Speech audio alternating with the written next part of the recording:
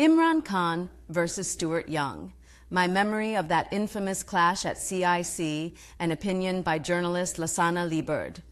I never forgot the last time that I saw Imran Khan, my former St. Mary's College classmate, not the cricketer. We were on the second floor of the school one morning and I heard a buzz in the corridor. I looked up to see Imran walking towards me with a blood-stained baton. "What happened?" I asked. "I just couldn't take any more," he said. And Imran put the baton in his locker, closed it, and walked towards his classroom. I walked in the direction that Imran came from to find out what happened. Everywhere, boys looked stunned. Imran, they said, had just cracked open Stuart Young's head. 33 years later, that memory has not dimmed. 3.5 years after that incident, I joined the Trinidad Guardian newspaper, and I've worked as a journalist ever since in a career that took me from the Guardian to the Trinidad Express to Wired 868, with several overseas jobs in between. I have rarely written first-person columns in my 3 decades in this profession, and I have never mentioned this incident publicly, but it touched me very deeply.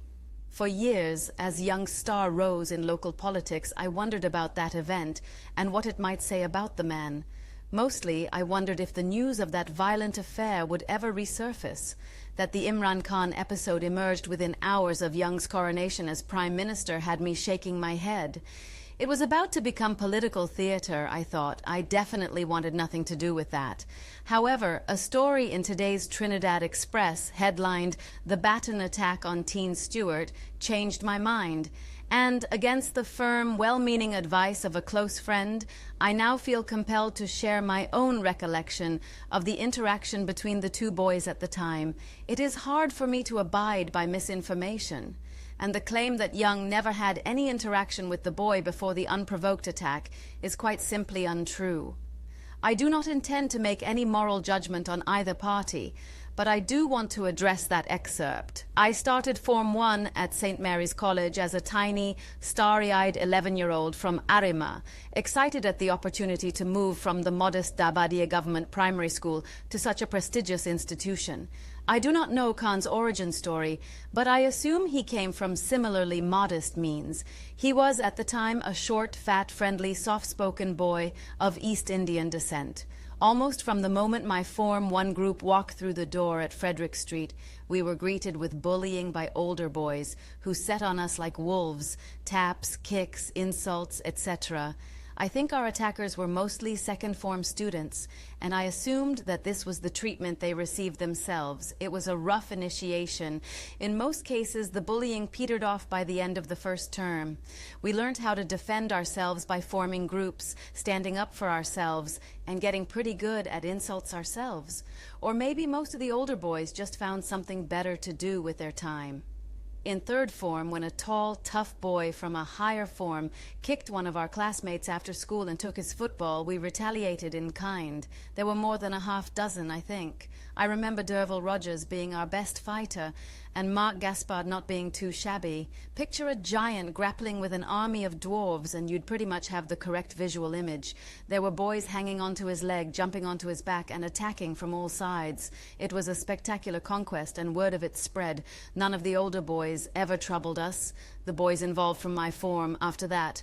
But Imran never had such a triumph, and in his case, Young appeared to have never let up, from Form 1 straight to 5. To say that Young never had any interaction with Imran is an insult to an entire form of witnesses. Boys like Imran and myself earned the right to attend St. Mary's College through exceptional marks at the then common entrance examination, which marked us out as some of the best students in the country. But at the Frederick Street institution, we met another class of boys whose status was determined by something else entirely. We would watch in amazement as some boys had butlers turn up at lunchtime in black and white uniforms to drop off their hot meals. Others had employees from their family-owned companies deliver their lunches. I remember one boy who bragged about the number of sneakers he owned and proved it by wearing a different one each day for at least 2 weeks. They were not like us, but we made lasting friends and connections with some boys from different social circles and ethnicities. That's what school is about. I remember young Bernard Yet Ming, who was a cool, funny, scrawny little fella, and there was Ian Hamill Smith, who was half crazy in. Our opinion, the sort who would skateboard down Lady Chancellor on a dare. Those boys were liked and accepted by all, but there were always reminders that some students were not like the others. In fourth form, we were playing football in the big yard when the bell went to signal the end of lunch. One boy, the second youngest from a famous school football family, remained in the play area juggling a football. A teacher, I believe it was Form 1 Dean Mr. Lee John, went out and ordered him to put away the ball and go to class.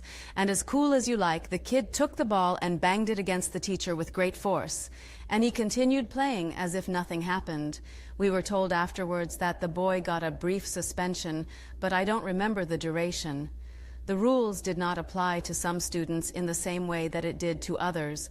And against that backdrop, Imran's complaints about being bullied by Young failed to prompt any meaningful corrective action over the years, even though he was not short of witnesses. I am one such witness.